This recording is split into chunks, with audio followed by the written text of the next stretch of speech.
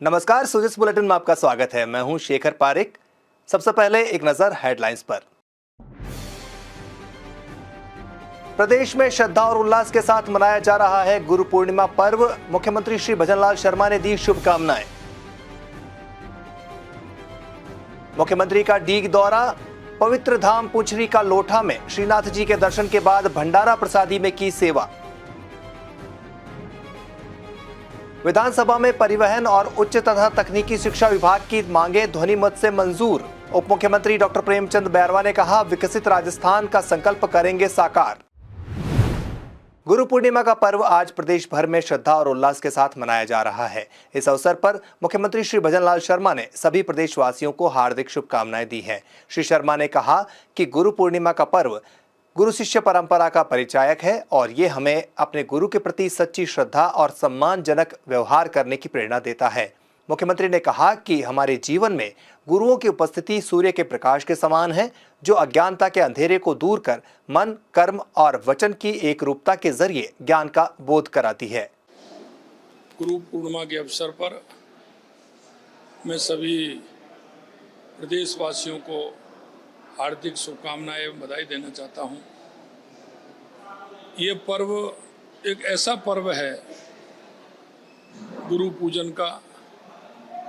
उन गुरुओं के प्रति हमारी श्रद्धा, हमारा भाव, जो गुरु अंधकार से प्रकाश की ओर ले जाते हैं। गुरु जीवन में हमारे हर पल हमको एक अच्छा रास्ता दिखाने का, एक अच्छा मार्ग दिखाने का काम करते हैं। इस गुरु पर्व के अवसर पर उन्हें आप सभी को बहुत बहुत शुभकामनाएं।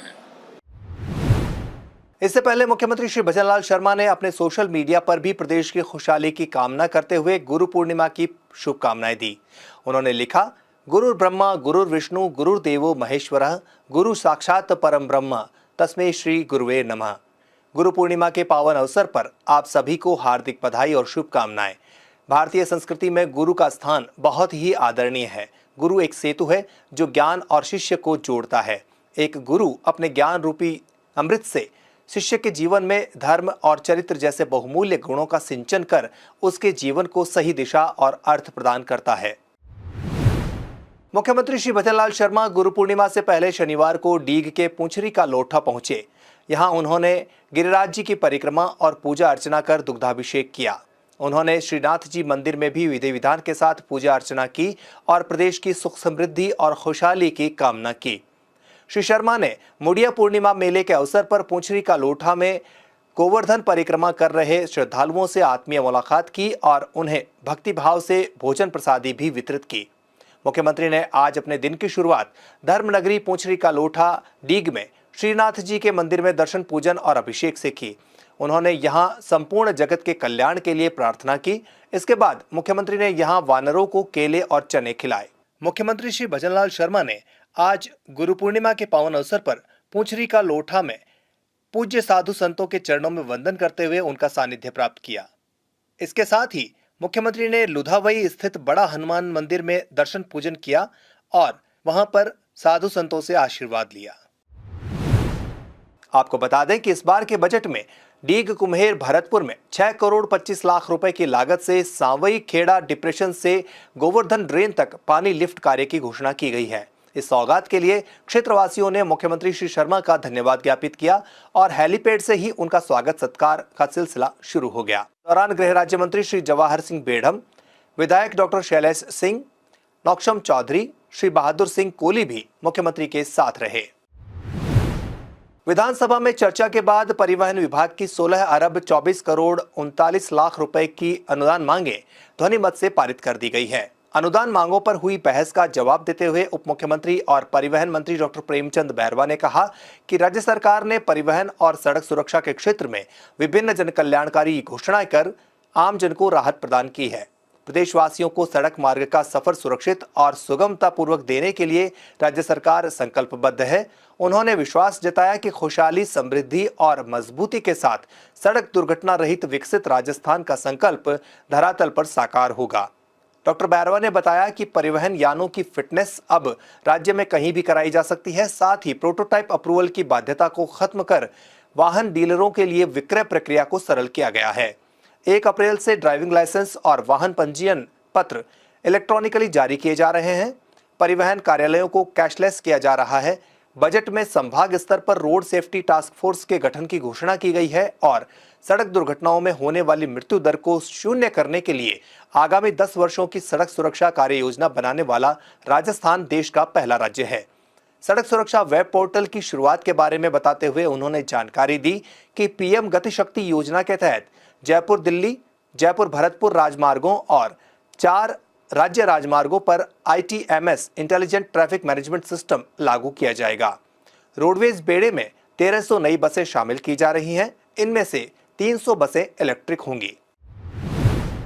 इसी बीच विधानसभा में उच्च शिक्षा विभाग की 27 अरब 41 करोड़ 32 लाख 53 हजार रुपए और तकनीकी शिक्षा विभाग की 4 अरब 71 करोड़ 16 लाख 33 हजार रुपए की अनुदान मांगे ध्वनिमत से पारित कर दी गई हैं। बहस का जवाब देते हुए उप मुख्यमंत्री डॉक्टर प्रेमचंद बैरवा ने कहा, राज्य सरकार का प्रयास है कि विद्यार्थियों को सभी प्रकार की भौतिक और आर्थिक सुविधाएं उपलब्ध करवाकर उनके शिक्षा प्राप्ति के मार्ग की सभी बाधाएं दूर की जाएं। गुणवत्ता के मामले में हमारी सरकार किसी भी प्रकार का समझौता नहीं करेगी।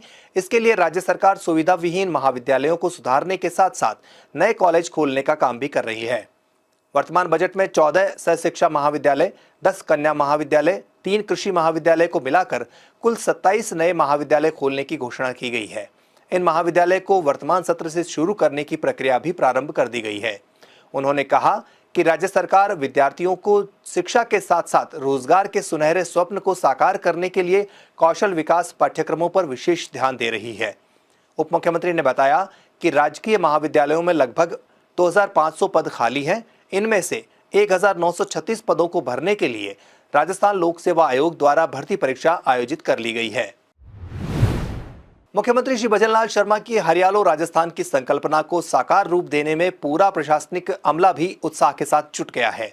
मुख्य सचिव श्री सुधांश पंत ने शनिवार को शासन सचिवालय में उच्च अधिकारियों की समीक्षा बैठक में कहा कि मुख्यमंत्री श्री भजनलाल शर्मा के नेतृत्व में राज्य सरकार ने प्रदेश को ग्रीन कवर बढ़ाने के लिए हरियालो राजस्थान जैसी अनूठी पहल की है। उन्होंने कहा कि सभी विभागों की सहभागिता और आपसी समन्वय से ही ये संकल्पना साकार होगी। श्री पंत ने अधिकारियों को निर्देश दिए कि सभी विभागीय सचिव सप्ताह में एक बार बजट घोषणाओं के क्रियान्वयन की समीक्षा करना सुनिश्चित करें। उन्होंने कहा कि हरियाली तीज यानी 7 अगस्त को प्रदेश भर में व्यापक स्तर पर वृक्षारोपण होगा। इस अवसर पर 1 करोड़ से ज्यादा एक पेड़ मां के नाम लगाने का लक्ष्य रखा गया है। उन्होंने सभी जिला अधिकारियों को मुख्यमंत्री की मंशा के मुताबिक कार्यक्रम को सफल बनाने के लिए प्रत्येक स्तर पर अधिक से अधिक वृक्षारोपण सुनिश्चित करने के लिए कहा। सुदेश बुलेटिन में खबरें जारी रहेंगी। पहले सुनते हैं एक संदेश। मैं राजस्थान हूँ। अब यहाँ पेपर लीक नहीं, भविष्य का निर्माण होता है। युवाओं के सपने हकीकत में बदलते हैं। मैं सशक्त युवा की आवाज हूँ। मैं राजस्थान हूँ। जरूरतमंद महिलाओं को 450 रुपए में सिलेंडर, सुरक्षा मिल रही और मिल रहा सम्मान। मैं सशक्त नारी शक्ति की मिसाल हूँ। मैं राजस्थान हूँ। तरक्की कर रहा है मेरा किसान, मिल रहा संबल और बढ़ रहा मान। मैं कृषि में बढ़ता विज्ञान हूँ। मैं राजस्थान हूँ। सामाजिक सुरक्षा से है मुझे सरोकार। 8 रुपए में मिल जाता है यहाँ पौष्टिक आहार। मैं गांव और शहरों में अन्नपूर्णा का भंडार हूँ। मैं राजस्थान हूँ। राजस्थान पुलिस सेवा नियम में अन्य पिछड़ा वर्ग के लिए 5 वर्ष की छूट को लेकर उत्पन्न भ्रांति को दूर करते हुए कार्मिक विभाग के संयुक्त शासन सचिव श्री दिनेश शर्मा ने बताया है कि ये छूट यथावत है। दरअसल अधिसूचना जारी करते समय 5 वर्ष की छूट का प्रावधान भूलवश 2 स्थानों पर अंकित हो जाने पर इसे संशोधित कर एक स्थान से हटाया गया है। इससे राजस्थान पुलिस सेवा नियमों में ओबीसी के लिए आयु की छूट पर कोई विपरीत प्रभाव नहीं पड़ेगा। सुदेश बुलेटिन में फिलहाल इतना ही। कल फिर होगी आपसे मुलाकात। तब तक के लिए नमस्कार।